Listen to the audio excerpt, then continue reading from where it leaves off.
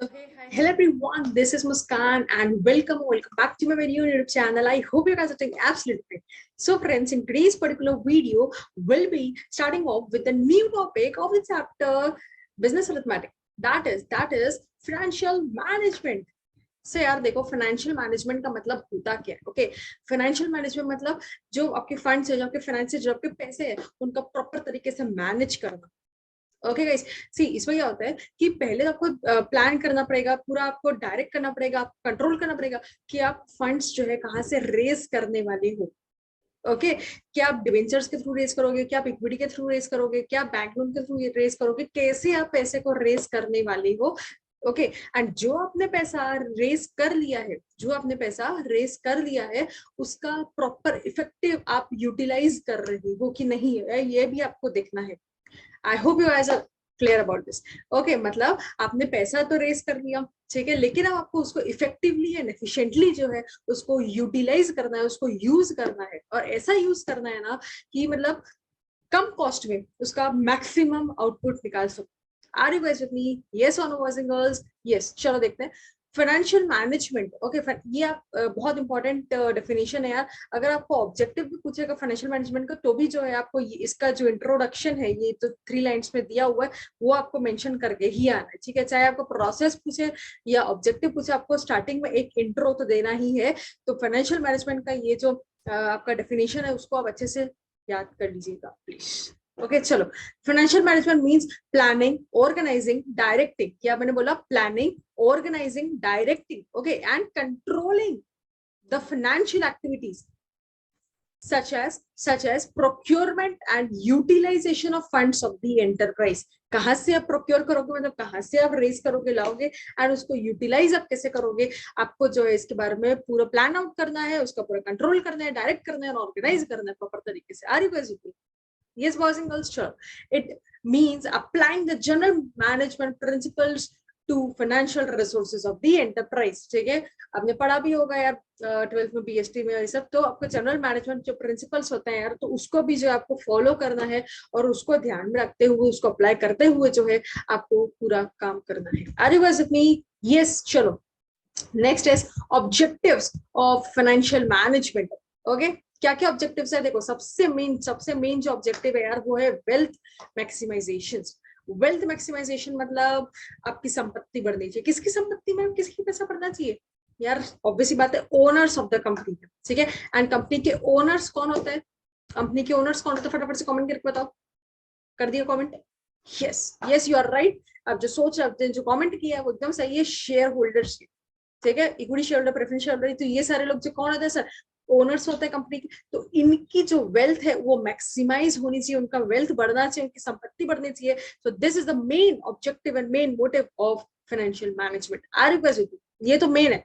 बाकी दूसरे, to ensure regular and adequate supply of funds to the concern, मतलब finances available रहना चाहिए हर time.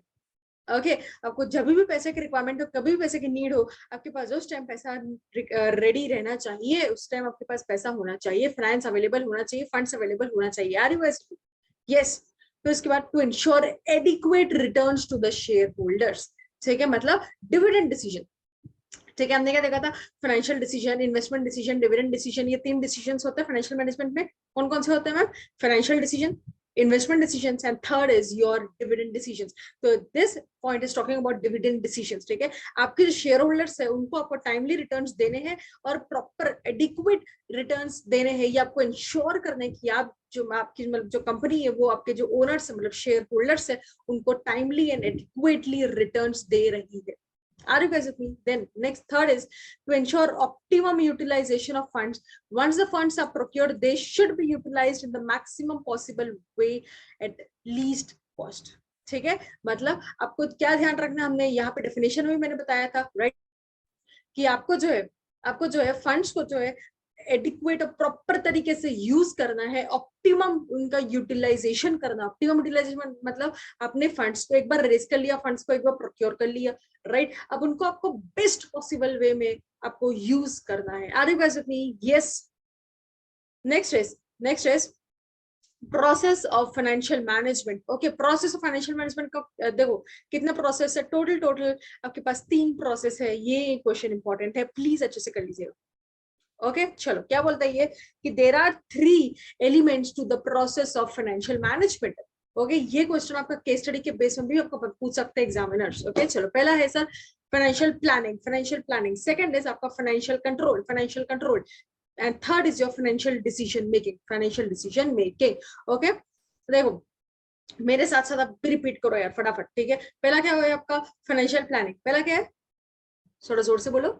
Yes, financial planning, financial planning. Second is financial, financial ऊंचा ऊंचा जोर से बोलो, financial control. And third is financial decision making. Are you guys with me? Headings change मत करो, ठीक है। जैसा बुक में लिखा है, जैसे आपके एनसीईआरटी बुक में लिखा है वैसे ही आपको हेडिंग्स रखनी है। अंदर का जो है कीवर्ड्स आने चाहिए, बाकी अंदर का आप ओन वर्ड्स में भी लिख सकते हो, पूरा नहीं, ठीक है। मतलब वही आना चाहिए, कुछ कुछ इंपॉर्टेंट वर्ड्स जो मैं आपको अंडरलाइन करने बोलूंगी वो आपके आने चाहिए। Are you guys with me? क्योंकि मैंने अपने जो मेरे जो बैच के एनरोल स्टूडेंट्स है जो हमारे यहाँ ऑलरेडी पढ़ रहे हैं, तो मैंने उनको ऐसा ही बताया है, ठीक है। एंड मैंने उनके बहुत सारे टेस्ट भी लिए हैं जिसमें केस स्टडी बेस्ड क्वेश्चंस भी मैंने उनको एक्स्ट्रा भी प्रैक्टिस करवाया है, ठीक है। अगर इफ यू गाइस वांट कि मैं आप लोग के साथ भी शेयर करूँ तो I can do it, but comment section में बता देना। ओके चलो, मैनेजमेंट, ठीक है। फाइनेंशियल प्लानिंग पहला अपन पॉइंट पढ़ रहे हैं। फाइनेंशियल प्लानिंग का मतलब क्या होता है? Management needs to ensure that enough funding is available at the right time to meet the need of the business. In the short term, funding may be needed to invest in the equipment like stocks, pay employees and fund sales made on credit.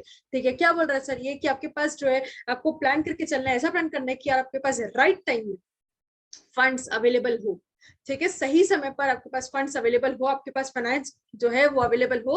Okay, and short term finance की जो requirements होती है, like अगर आपको कोई employees को, आपके workers को पे करना है उनके वेजेस, ठीक है, या आपको अगर कोई स्टॉक अगर प्रोक्योर करने, स्टॉक्स अगर आपको परचेज करने, बाय करने, तो ये जो आपका आ जाएगा, ये किसमें आ जाएगा सर? शॉर्ट टर्म फाइनेंस में। किसमें आ जाएगा बस? शॉर्ट टर्म फाइनेंस में आ जाएगा इसमें।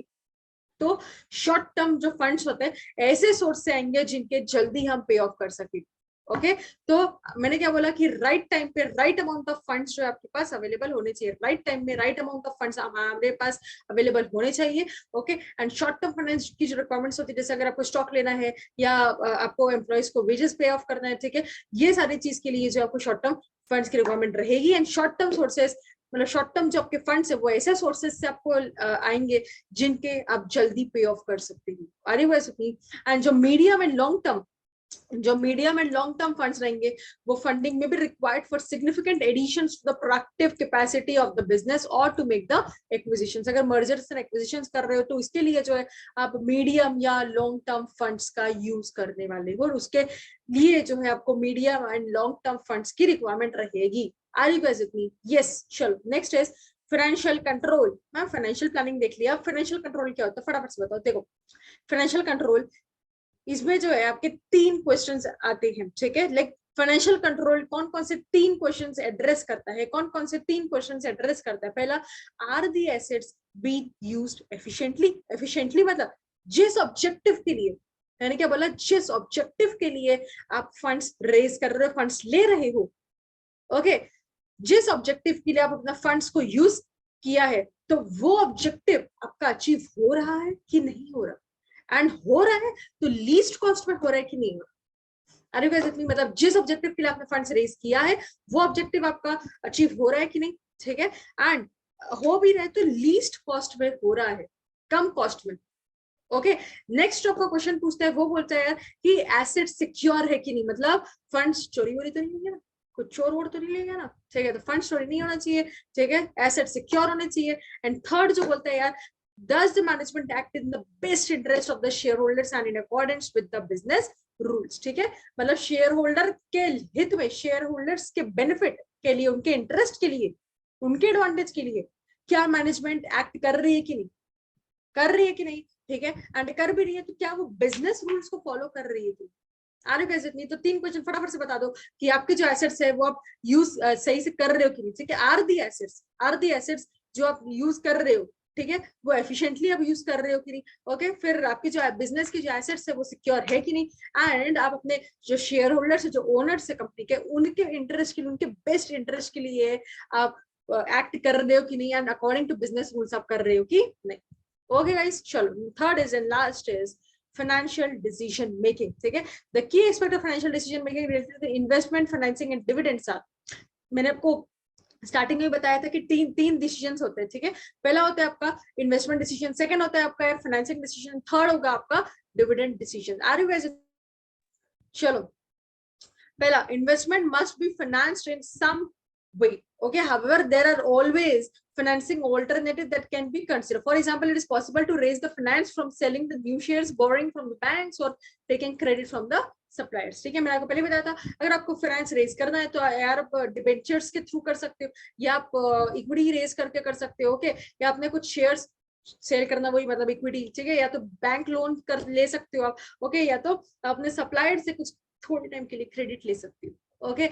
लेकिन हाँ, आपको ये एक चीज ध्यान रखनी है यार कि जहां भी आप इन्वेस्टमेंट कर रहे हो वहां का जो रिटर्न ऑन इन्वेस्टमेंट है, जैसे ROI, ये चैप्टर में पढ़ेंगे वैसे अपन ना लास्ट में, ROI जो है वो आपका ज्यादा आना चाहिए।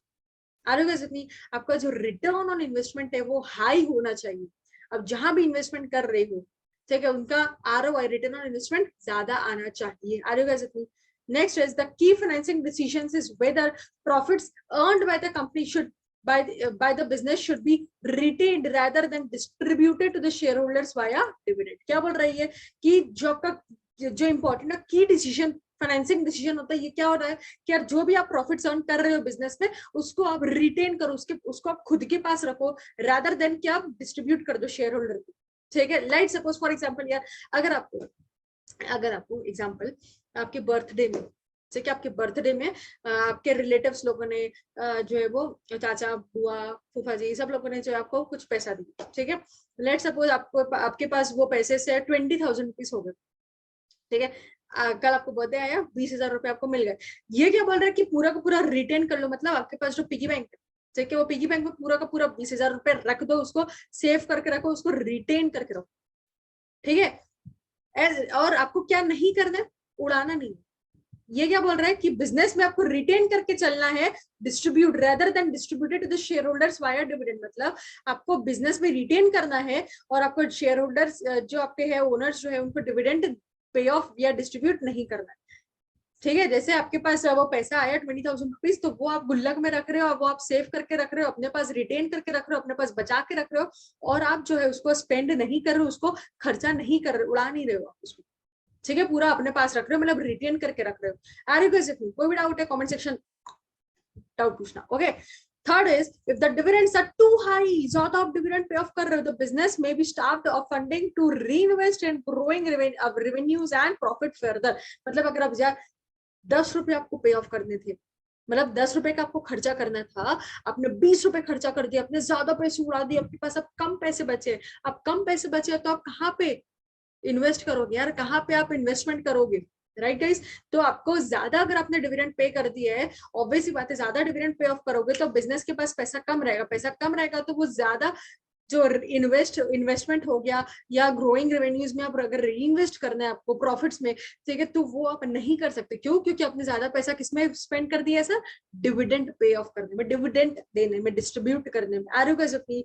यस और नो बॉयज एंड गर्ल्स? कोई भी डाउट है यार ये वाले पर्टिकुलर टॉपिक में, तो please feel free to ask your doubts in my mail ID या तो comment section में। Okay, next class में we'll going to continue with the next and new topic that is budgeting. So यार कोई भी doubt हो कभी पूछ लेना, and thank you so much for watching this video till end. See you all in my next video, and keep walking, keep shining, stay happy and slowly. Thank you so much. Bye bye, take care, bye.